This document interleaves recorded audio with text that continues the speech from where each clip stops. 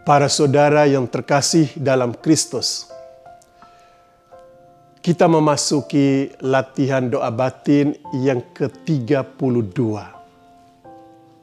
Sebagai pengantar doa batin ini, saya mengajak Bapak dan Ibu untuk merenungkan perjalanan rohani kita. Para saudara yang saya kasihi, pada suatu saat dalam kehidupan ini, kita tidak tahu bagaimana menjelaskan, tetapi kita mengalami bahwa tiba-tiba muncul di dalam hati kita keinginan, kerinduan hati untuk berdoa, untuk menyepi, untuk berada sendirian bersama dengan Tuhan. Kadangkala tanpa kita rancang, tanpa kita pikirkan, tapi keinginan, kerinduan untuk berdoa, untuk dekat dengan Tuhan, untuk menyepi, untuk berada sendirian dengan Dia, itu muncul begitu saja.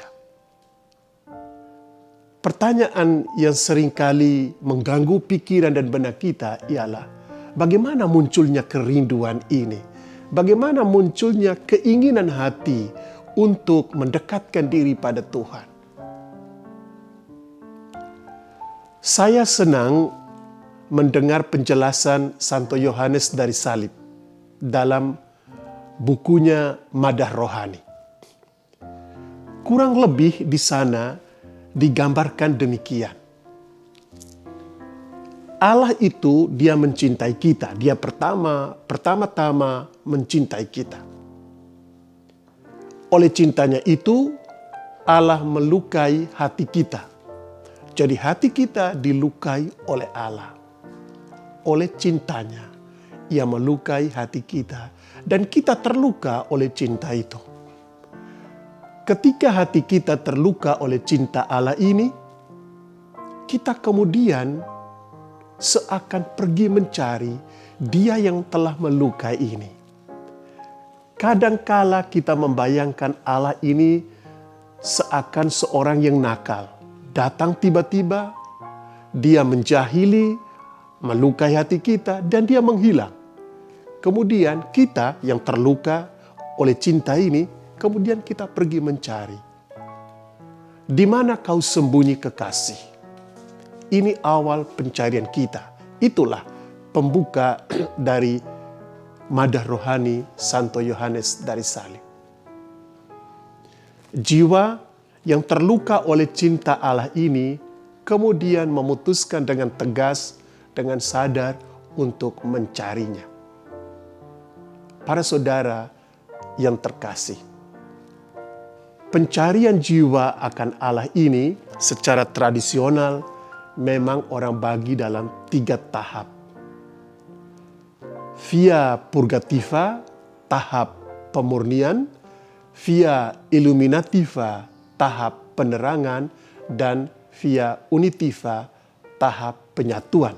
Yang dalam bahasa Yohanes Salib, tahap pemula, tahap orang yang sudah berkembang, dan tahap sempurna. Ini gambaran mengenai perjalanan.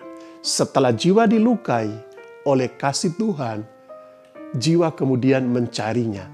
Dan perjalanan pencarian ini melalui 3 tahap itu. Para saudara yang saya kasihi dalam Kristus, pertanyaan kita sekarang ialah, apa sebetulnya isi dari ketiga tahap ini? Apa isi dari tahap pemula, tahap orang yang sudah berkembang, atau tahap sempurna itu? Mungkin kalau kita meringkasnya secara sederhana, kita dapat mengatakan bahwa pada tahap pemula, pada via purgativa, jiwa ini seakan mempersiapkan diri untuk bertemu dengan Tuhan. Apa yang dia lakukan waktu dia mempersiapkan diri itu? Dia menyesali dosa, kemudian dia bertobat. Jadi ada sesal, dan ada tobat untuk apa-apa yang telah dia lakukan, kesalahan dan dosa pada masa yang lewat. Tetapi ia juga menggunakan apa yang disebut dengan mortifikasi. Mungkin diterjemahkan dengan pengendalian diri, penguasaan diri untuk menghadapi godaan dosa pada saat yang akan datang. Dan kemudian juga pada tahap ini, jiwa kemudian mulai bertumbuh dalam hidup doa, praktek-praktek kebajikan. Jadi jiwa mempersiapkan diri dengan itu semua.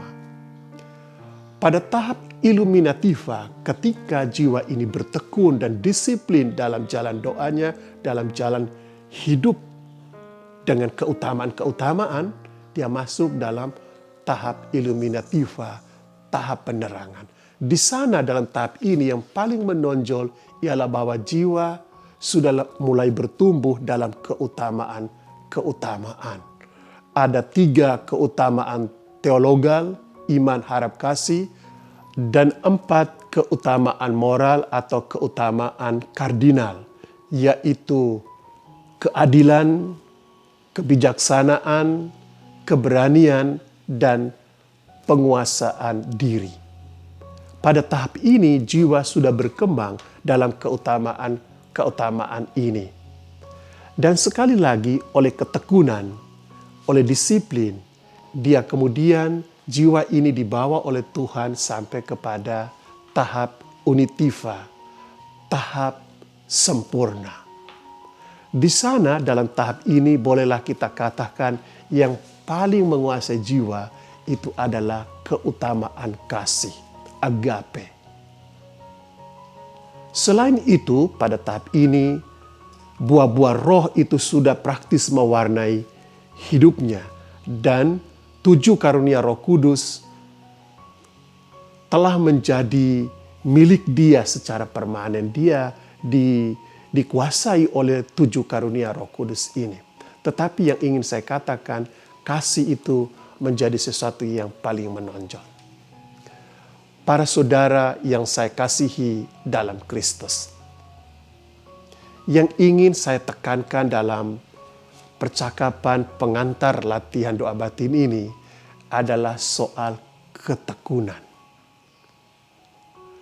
Keberanian kita untuk bertekun dalam jalan rohani, keberanian kita untuk bertekun dalam hidup baik, dalam latihan rohani, dalam doa. Ketekunan inilah yang membuat jiwa pelan-pelan dibawa oleh Tuhan menempuh perjalanan untuk akhirnya sampai bertemu dengan Dia yang telah melukai jiwanya. Oleh karena itu, baiklah ketika kita mencoba untuk bertekun dalam doa batin kita, kita harus menyadari bahwa ketekunan ini adalah harga yang harus kita bayar untuk anugerah-anugerah yang Tuhan berikan kepada kita, yang akhirnya berpuncak pada persatuan dengan Dia. Baiklah para saudara yang terkasih, kita masuk dalam latihan doa batin kita. Duduklah dengan tenang sekarang. Duduklah dengan punggung tegak setegak mungkin. Perlahan-lahan tutuplah mata Anda. Di dalam keheningan batinmu, ucapkan kata doamu. Bagi pelaku doa Yesus, ucapkan Yesus. Atau Tuhan Yesus, kasihanilah aku. Bagi para pelaku centering prayer, silahkan duduk diam sejenak, biarkan sebuah kata muncul dalam benak Anda dan ulangi kata itu. Dan bagi kita para pelaku meditasi Kristiani, bersama dengan saya kita duduk diam dalam keheningan batin kita.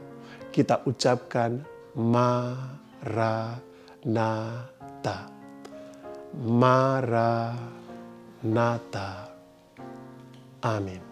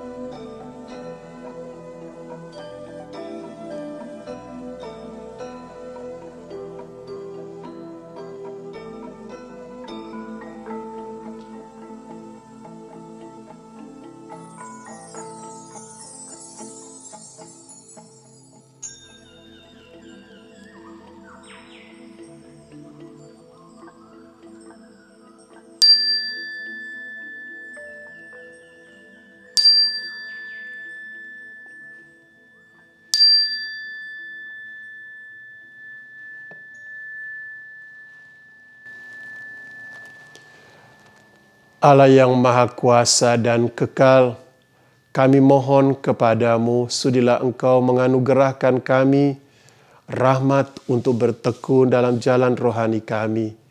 Semoga kami dapat bertahan dalam setiap godaan dan tantangan serta kesulitan yang kami hadapi dalam perjalanan kami untuk mencari dan menemukan Dikau dalam hidup kami.